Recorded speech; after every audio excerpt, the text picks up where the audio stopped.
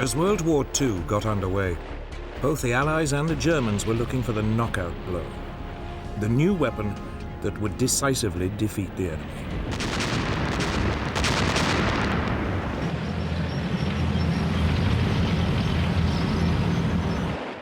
For Hitler's Germany, the problem was that Britain was an island. His tanks couldn't blitzkrieg across the Channel. The only way to defeat her was to strangle her sea-borne supply routes.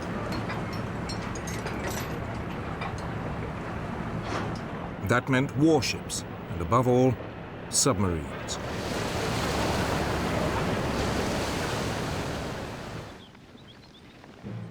For the Western Allies, the problem was attacking Germany when there were no Allied troops in mainland Europe. The solution they adopted was strategic bombing. Aerial bombardment aimed at destroying Germany's infrastructure and pounding its people into submission.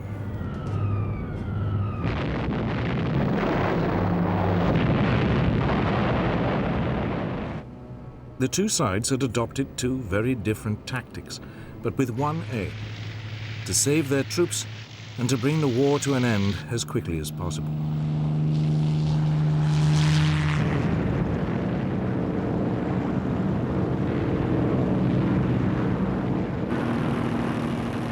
Ironically, it was the Germans who first started strategic bombing. In August 1940, Luftwaffe bombers accidentally hit London. The RAF retaliated by bombing Berlin.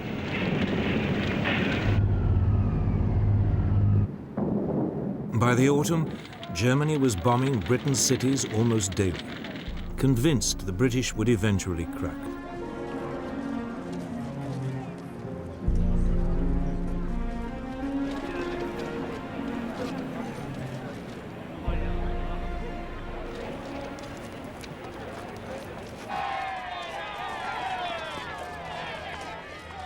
But the Blitz, as it was called, never showed any sign of forcing the British to surrender.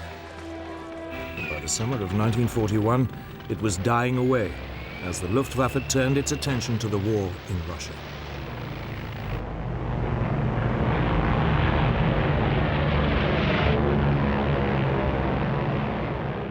But for the British military command, bombing remained the only way of striking directly at Hitler's Germany.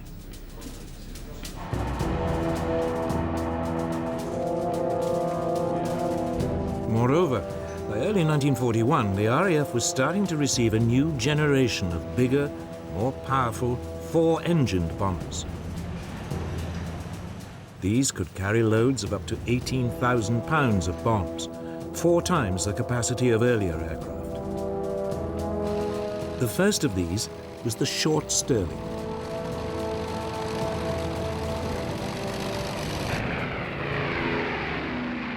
To begin with, the plan was not to hit the German population, but specific infrastructure targets, cutting transport and oil supplies, damaging Germany's ability to wage war.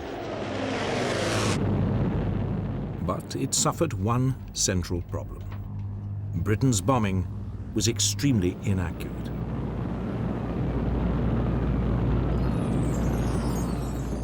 In August 1941, a secret British report showed that over the crucial German Ruhr industrial area, only 10% of British bombers were getting their bombs within 5 miles of their target. At the same time, the German air defenses were taking a terrible toll on British planes.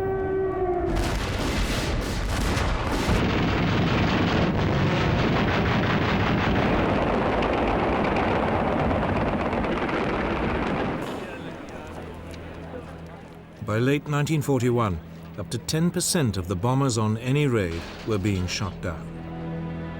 A loss rate which couldn't be sustained.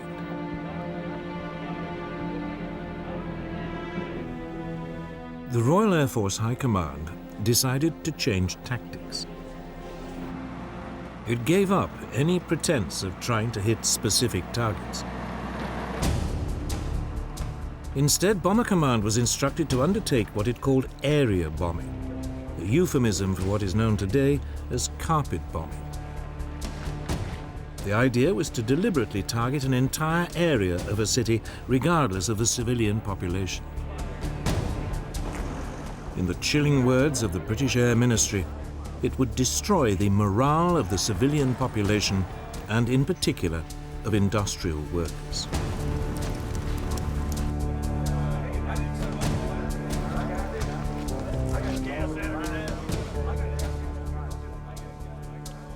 Its leading exponent was Air Marshal Sir Arthur Bomber Harris, who was now appointed Commander-in-Chief of RAF Bomber Command.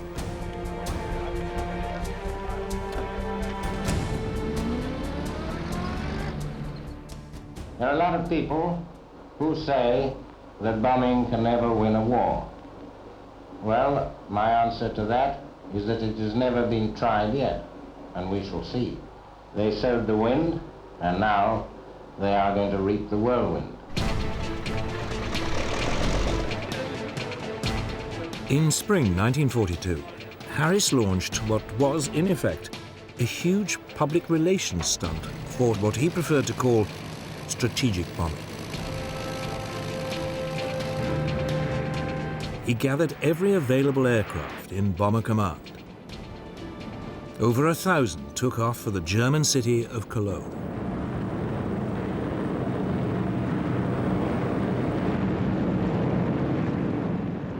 The city's defenses were overwhelmed. 600 acres were destroyed.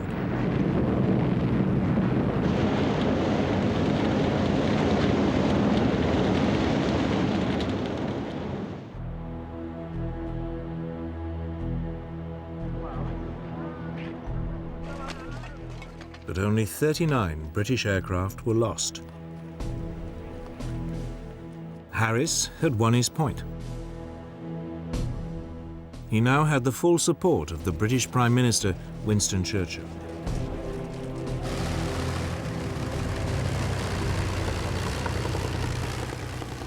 He also now had an outstanding new weapon, the Avro Lancaster, the finest heavy night bomber of the war. And he had a new partner. By the summer of 1942, the United States had joined the air war in Europe. American planes began to appear in Britain. The majority were the Boeing B-17 Flying Fortress. It was heavily armed with 13 machine guns and could, in theory, fight its way through to a target in daylight without a fighter escort. It was also equipped with a new bomb sight that would supposedly allow it to drop its bombs with almost unerring precision.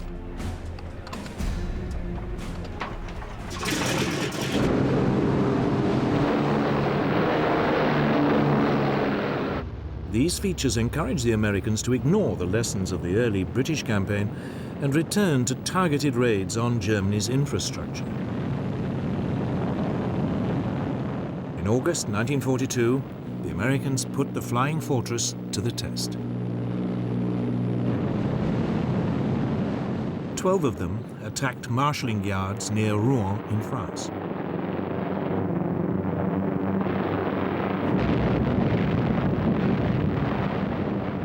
Damage was slight, but the United States lost no aircraft. For the Americans, it was the proof that daylight raids on infrastructure targets could work.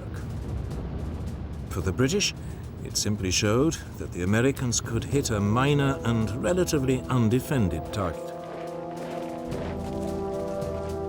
But that winter, the two allies agreed to combine their approaches. They would launch a massive bombing campaign against Germany's industrial heartland. The Americans would attack by day against carefully selected infrastructure targets. The British would attack by night, carpet bombing whole areas, destroying war production and civilian morale. They hoped it would be so devastating, it might even bring the war to an end.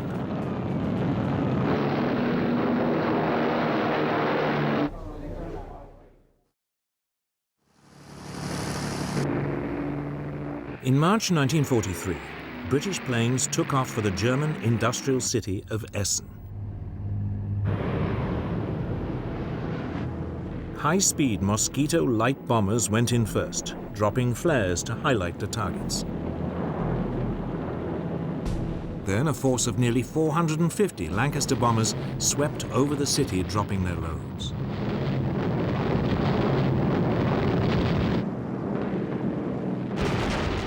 The German defenses were overpowered. Only 14 British aircraft were shot down.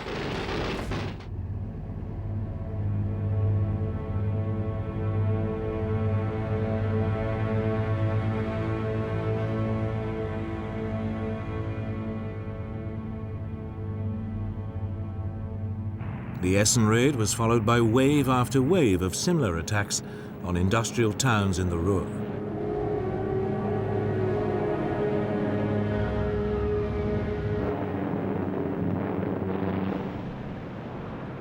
But the German air defenses now began to get the measure of the Allied attacks.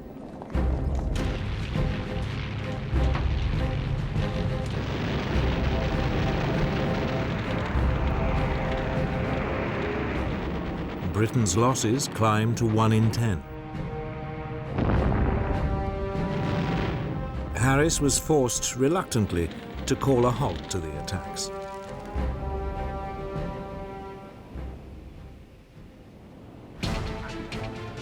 But then he was informed about a new Allied invention. Codenamed Window, it consisted of clouds of aluminium foil strips dropped from an aircraft. As the foil fell, it jammed any radar system. It promised to cripple the German air defenses.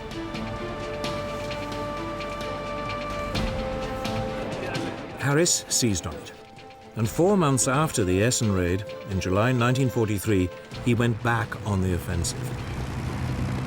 He called it Operation Gomorrah.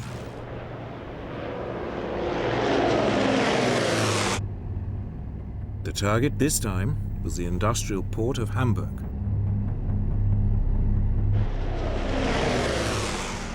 Bombers equipped with Window jammed the German radar.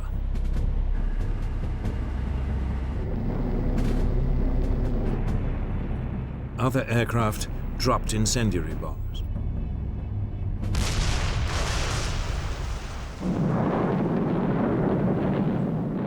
A giant firestorm engulfed the city center.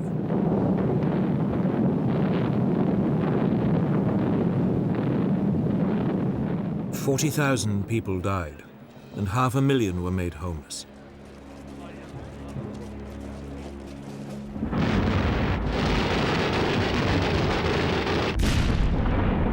More raids on the port followed.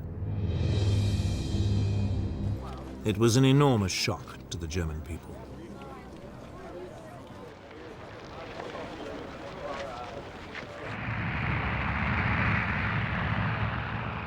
Four months later, in the autumn of 1943, Harris followed Hamburg with a series of attacks on Berlin.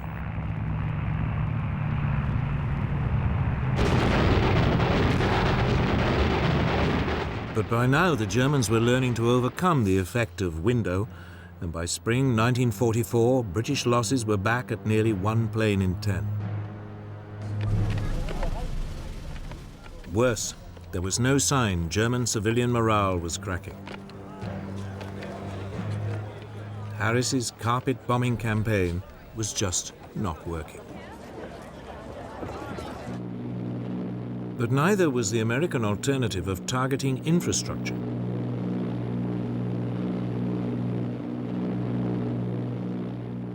By the spring of 1943, US Army Air Force daylight raids were steadily reaching deeper into Germany.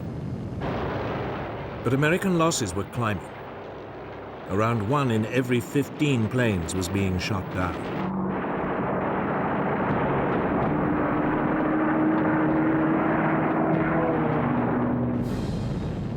Yet undaunted, the American command now launched an attack on factories in the German towns of Regensburg and Schweinfurt.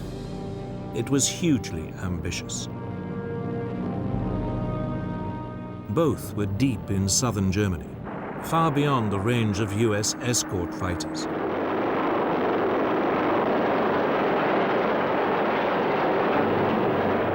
It was a disaster.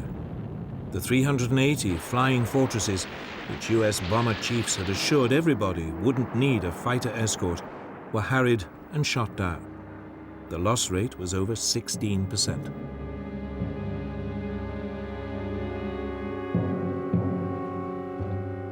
The US was forced to suspend its bombing campaign. The war in the air had reached stalemate, and there was still no sign of it helping to usher in a victory.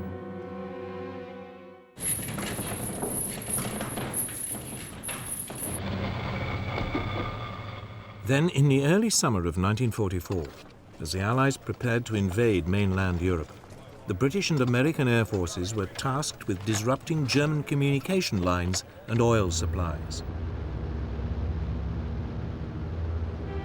It represented a return to targeted infrastructure bombing. But this time, the Allies had a new weapon. The British had experimentally modified a US fighter, the P51 Mustang. The US engine had been replaced by a British-made Rolls-Royce Merlin. It gave the plane a much longer range. It was the ideal long-distance bomber escort.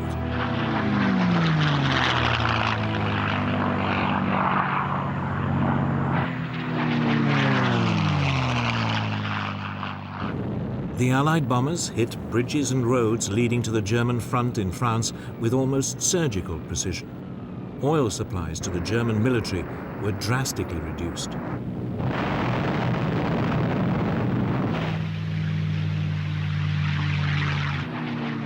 Once again, the German fighters attacked, but they were now outmaneuvered by the Mustang.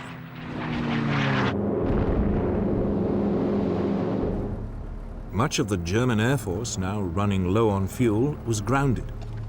The campaign of targeted bombing on Germany's infrastructure may not have been the knockout blow the Allies hoped for, but it was finally paying dividends. But one man was not impressed. Bomber Harris was still obsessed with the idea that ever more devastating carpet bombing attacks would stop Germany in her tracks once and for all. So it was that in late 1944, Britain returned to carpet bombing. German city after city was hit and devastated.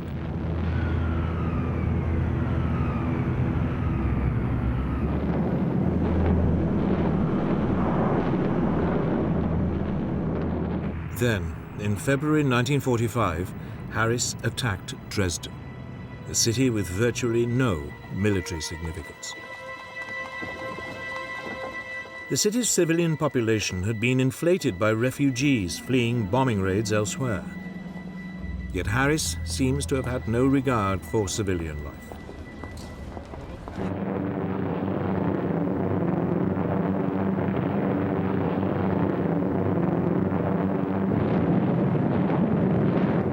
The city was flattened. Some 50,000 people died.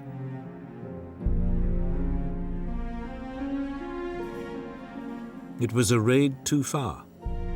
Finally, questions began to be asked about the morality, let alone the efficacy, of carpet bombing. Whatever it had achieved, it had been done at an horrendous cost of civilian and military lives. Critically, it had failed to break German morale, yet 60% of RAF crews had died before they had completed 30 missions.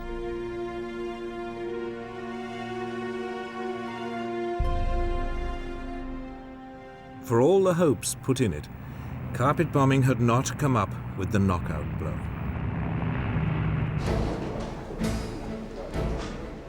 The Germans, meanwhile, had put their faith in an altogether different technology to give them the knockout blow they needed to win the war.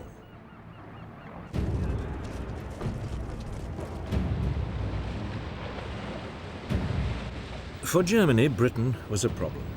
It was an island, and for once Hitler's formidable land forces were useless. Britain also had a much more powerful navy. Yet Hitler calculated that if he used what he had strategically, he could fatally disrupt the sea convoys that were keeping Britain supplied with everything from oil to food.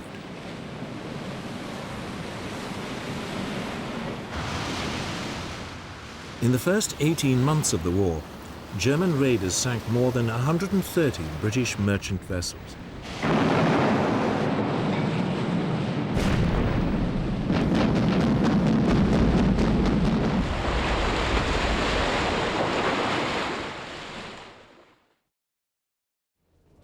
Some of the most effective raiders were the so-called pocket battleships, small but powerful warships designed in the 1930s to circumvent restrictions imposed on German rearmament after World War I.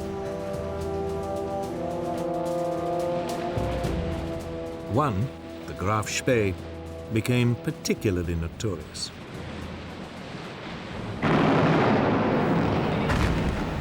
In a matter of weeks, she sank 9 Allied merchant ships in the South Atlantic before being cornered off the River Plate in South America and Scotland.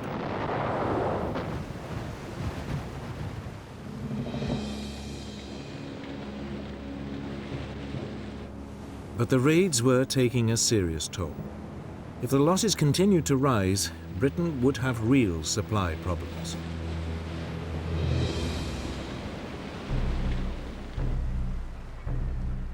Then, in early spring 1941, Germany's first and only 2 full-sized battleships completed their sea trials.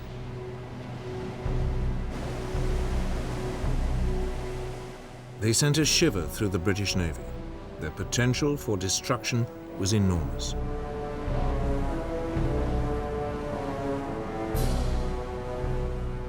First into action was the Bismarck.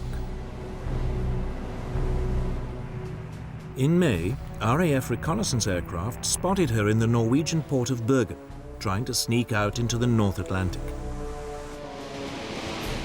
The British Navy set off in pursuit. 2 days later, the Bismarck was sighted in the North Atlantic. Britain's latest battleship, the Prince of Wales, was sent to intercept her. With her was the British battlecruiser, Hood.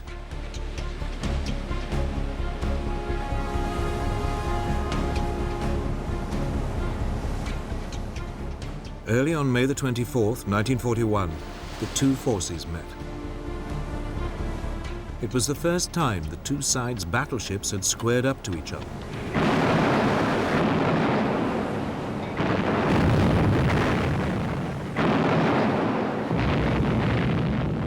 Almost immediately, a shell from the Bismarck plunged through the weak deck armor of the Hood. It penetrated one of the aft magazines. There was a huge explosion. Only 3 of the Hood's 1,200 crew survived. The Prince of Wales, now outnumbered, retreated.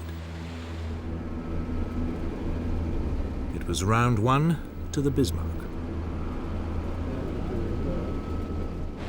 2 days later, Bismarck was spotted again, this time far to the south, several hundred miles off the coast of France.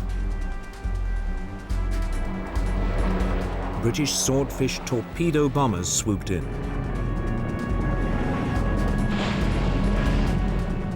One hit and jammed the Bismarck's rudder. The following morning, 2 British battleships, the Rodney and King George V, caught up with the crippled Bismarck.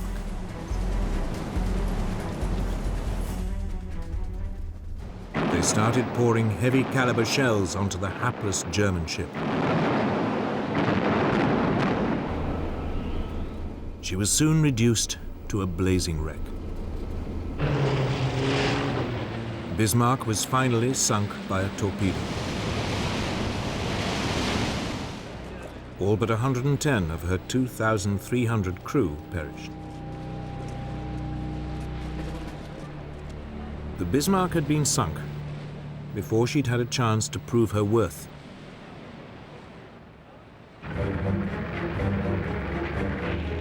Then, in June 1941, Hitler invaded the Soviet Union. The war at sea entered a new phase.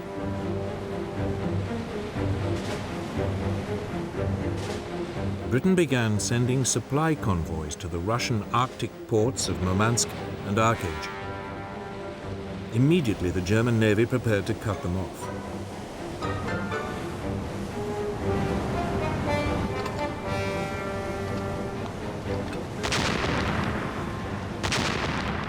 Convoy after convoy was attacked or threatened.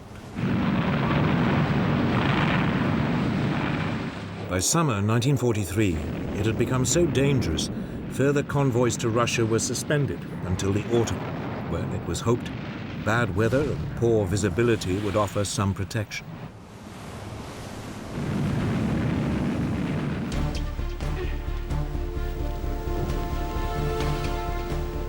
While the convoys were suspended, Britain turned its attention to one of the biggest threats it faced, the Bismarck's sister ship, Turpitz. She'd spent months hiding in the Norwegian fjords, waiting for the moment to pounce. All the while, the British Navy had been keeping her under close watch, determined to eliminate Germany's last battleship.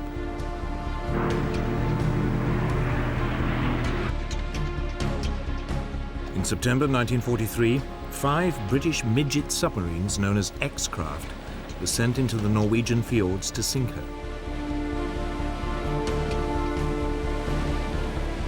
The attack caused only minor damage. By the following spring, the Turpitz was once again ready to menace the Arctic convoys.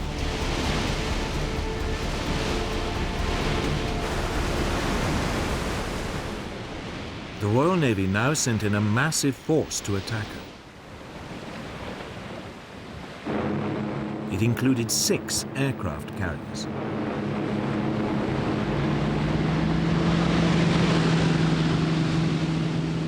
They took the Germans completely by surprise.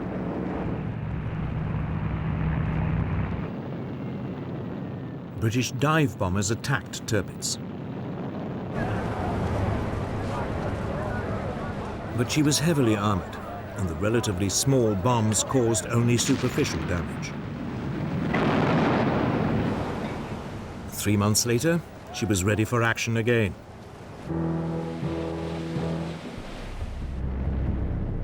She was soon spotted in another Norwegian fjord. Lancaster bombers carrying massive 5-ton tallboy bombs were sent in to sink her once and for all. Turpitz put up a smokescreen, which partially obscured her. Nevertheless, several bombs struck her bow, causing severe damage.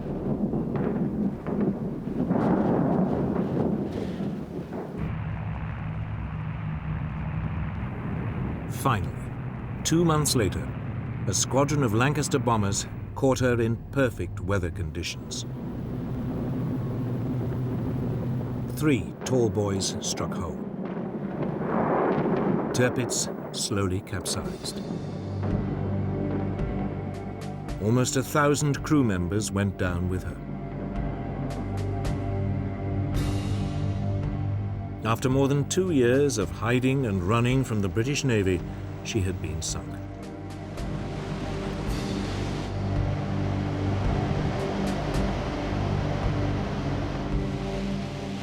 Germany's battleships had promised much, but against the overwhelming might of the British Navy, they'd never had a chance to prove their worth.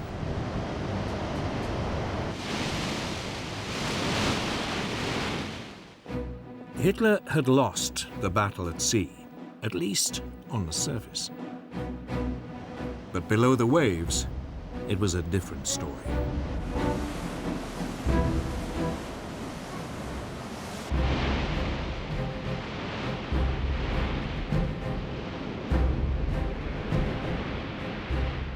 Germany's military planners had long expected that the country's U-boat fleet would play a key role in cutting Britain's supply lines.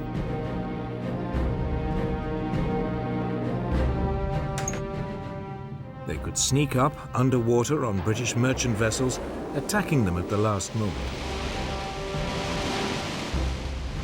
The submarines were also extremely agile on the surface.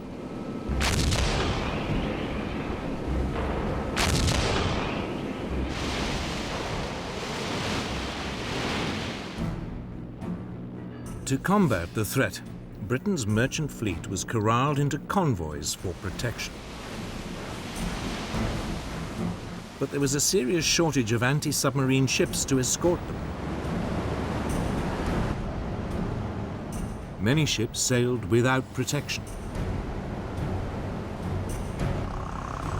Yet Britain's naval command remained remarkably complacent. They believed they had the weapons and the technology to contain the U-boat threat. It was soon proved wrong.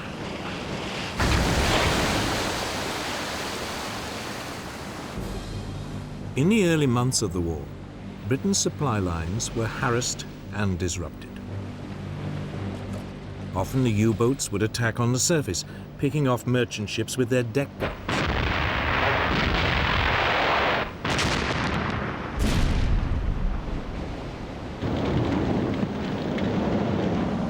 In response, the Royal Navy sent aircraft carriers equipped with submarine hunting aircraft to patrol the sea lanes used by the convoys. But they had only limited effect.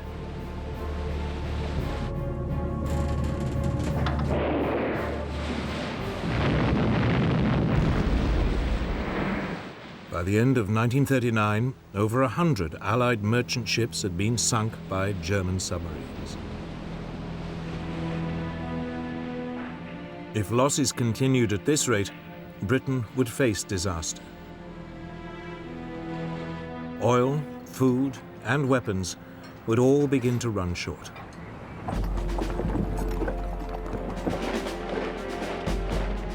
Then things got even more difficult. Germany overran France.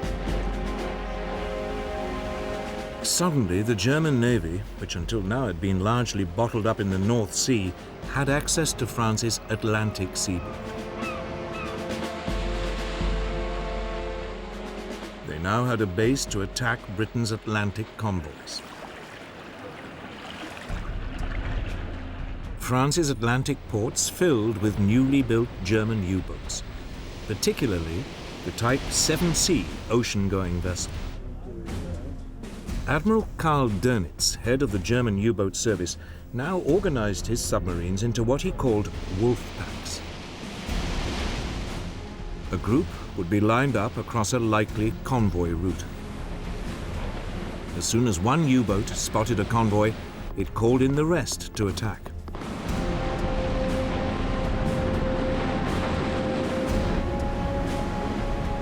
Sometimes the U-boats were also guided by long-range patrol aircraft.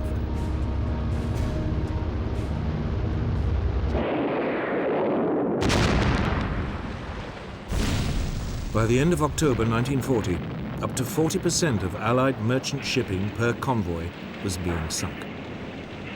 Britain's supplies were under threat.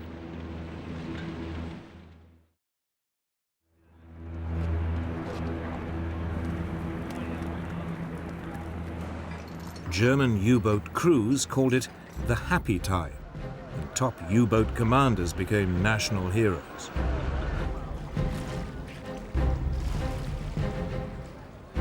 Britain was paying dearly for its lack of preparation.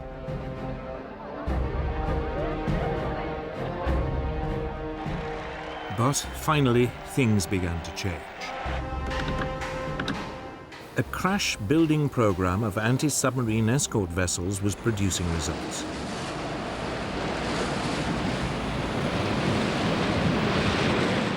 The first corvettes, as they were known, were coming off the slipways.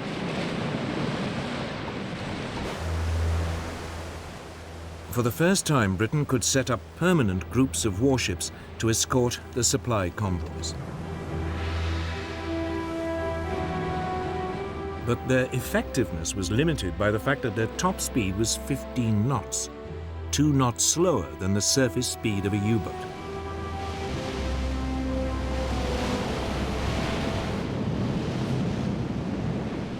At the same time, the patrol aircraft of Britain's Coastal Command were equipped with depth charges.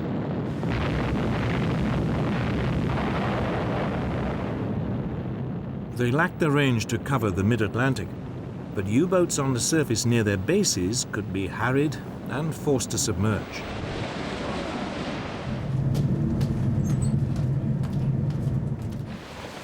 Then, as in the bombing campaigns, it was a series of technological breakthroughs that really came to Britain's help. In early 1940, a new type of radar, known as centimetric radar, was developed. It was smaller than existing systems, and for the first time could be fitted to escort ships and aircraft.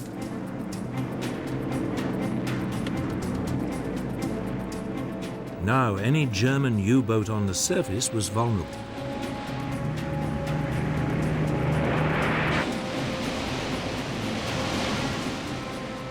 Some months later, there was a second technological breakthrough.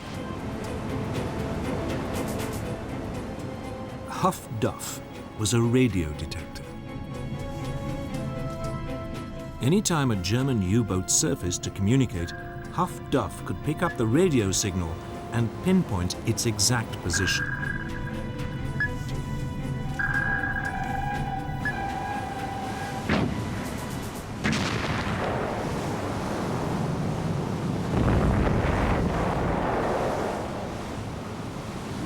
Steadily, during the spring of 1941, Britain began to contain the U-boat threat.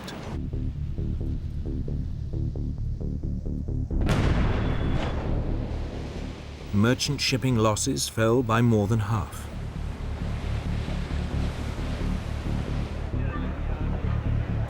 In early March, Gunther Prien, one of Germany's top U-boat commanders, failed to return from a patrol.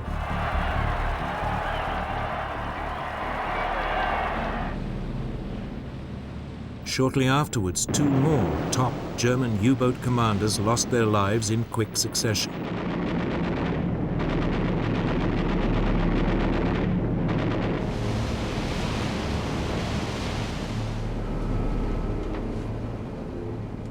Then Germany suffered a major disaster that would reverberate through the rest of the war.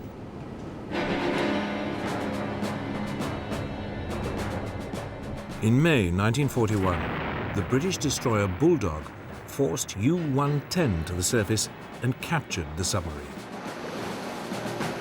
On board was an Enigma machine used for encoding German signals.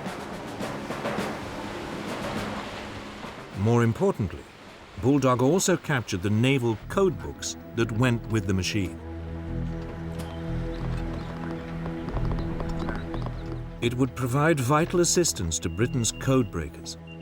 Soon, unbeknown to the Germans, Britain was getting a real insight into German naval communications.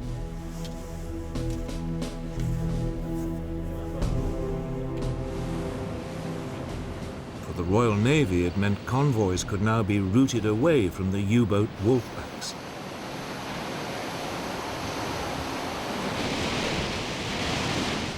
Germany's submarines had to work harder and search further to find and sink their prey.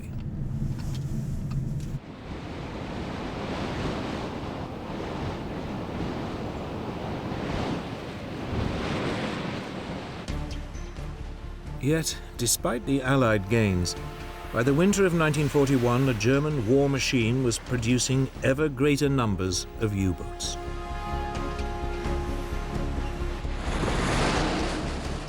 The long-term outlook for Britain's supply routes still looked ominous.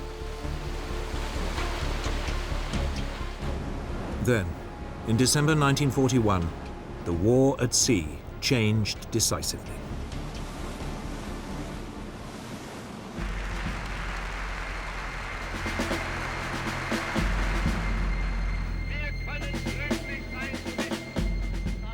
In December 1941, Hitler declared war on the United States. Almost immediately, Admiral Dönitz, head of the German U-boat service, sent submarines to attack US merchant shipping along the American seaboard.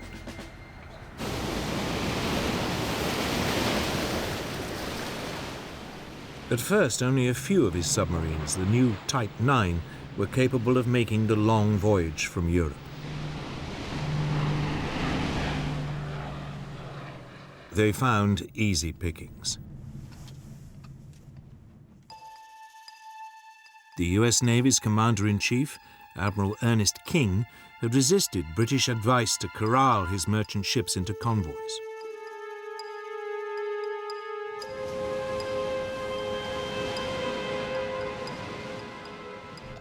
Over a 3-month period, more than 400 US merchant ships were sunk or destroyed.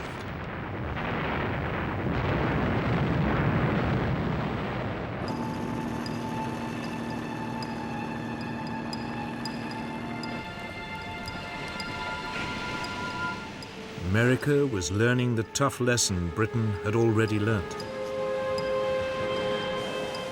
Something had to be done.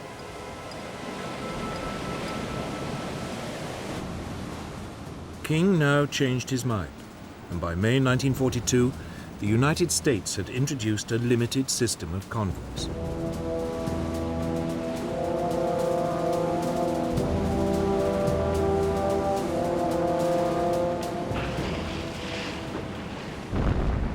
By July, the US losses were falling.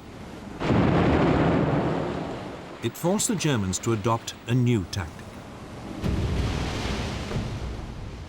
They would concentrate their U-boats in one particular part of the North Atlantic, the Black Gap, the area in mid-ocean too far from land for anti-submarine aircraft to reach.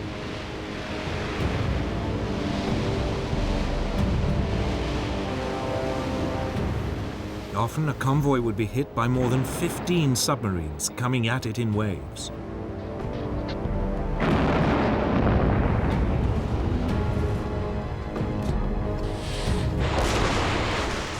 During October 1942, 56 Allied ships were sunk in the Black Gap. By the following March, Allied losses had reached 120 ships in a single month.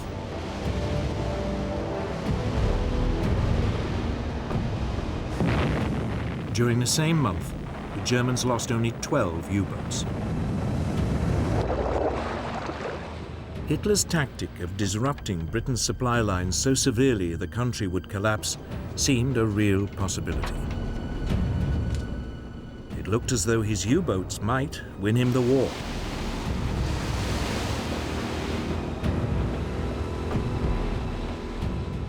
But now the Allies began to up their game. Britain had brought in a new commander. Admiral Max Horton was former head of the Royal Navy's submarine fleet. His first move was to set up permanent groups of destroyers and frigates that would provide additional support to convoys, rushing in as soon as an enemy wolfpack was spotted. Equally importantly, a string of yet more technological developments came on stream. The Hedgehog was an anti-submarine mortar that fired 24 bombs.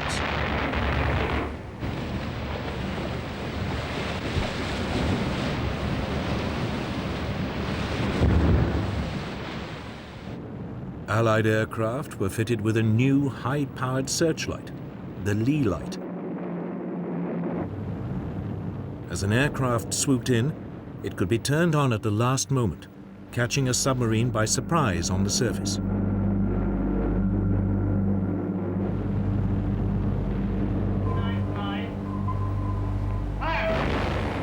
The steady technological advance now began to pay off.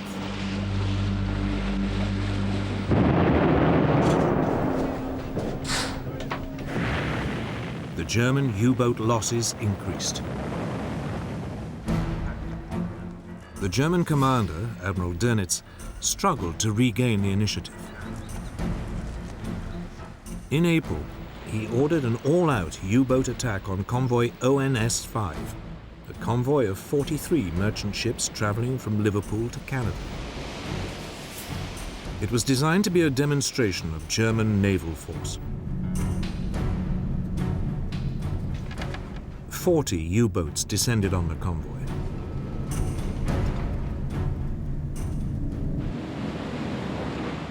The British sent in extra support groups.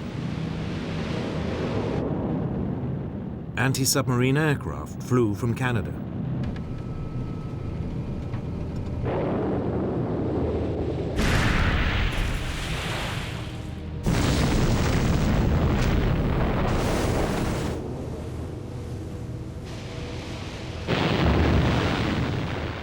It would take 4 days for the Allies to beat off the German attack. 11 merchant ships were sunk, but the Germans had lost 7 U-boats.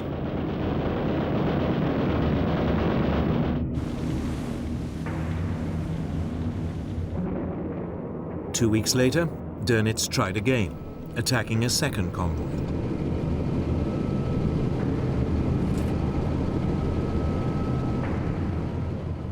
It was a disaster. 5 U-boats were sunk without a single merchant ship being lost.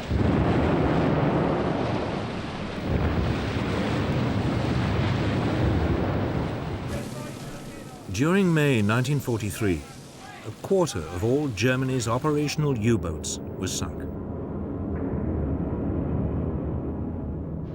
The Germans were finally beginning to lose the U-boat war in the Atlantic. So the Allies now took the battle to the Germans. A new long-range version of the US B-24 Liberator bomber was introduced. It could now reach the German U-boats in the Black Gap. Germany's submarine designers tried to respond with innovations of their own. U-boats were fitted with radar detectors and anti-aircraft guns. Some were also fitted with the Dutch-designed schnorkel, an air inlet that meant that submarines could spend longer underwater, hidden from Allied radar.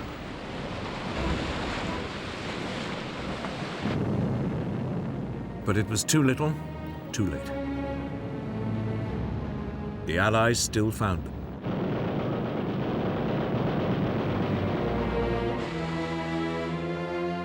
Hitler's U-boats were now pinned down in port. It was too dangerous for them to roam the ocean freely. German attempts to find an answer became increasingly desperate. They now produced a revolutionary new submarine. It was known as the Type 21.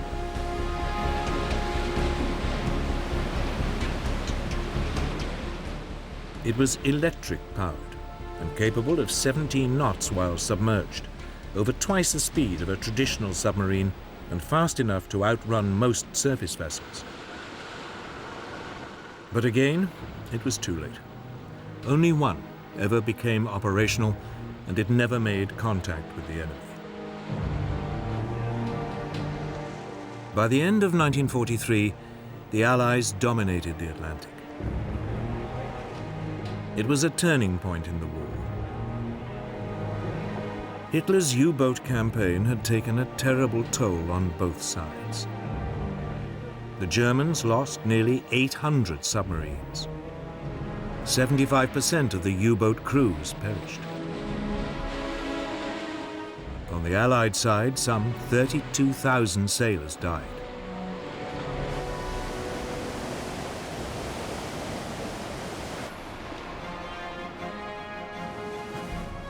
But now, at last, with the U-boats out of the way, great waves of US troops and equipment could flood across the ocean in preparation for the invasion of Europe.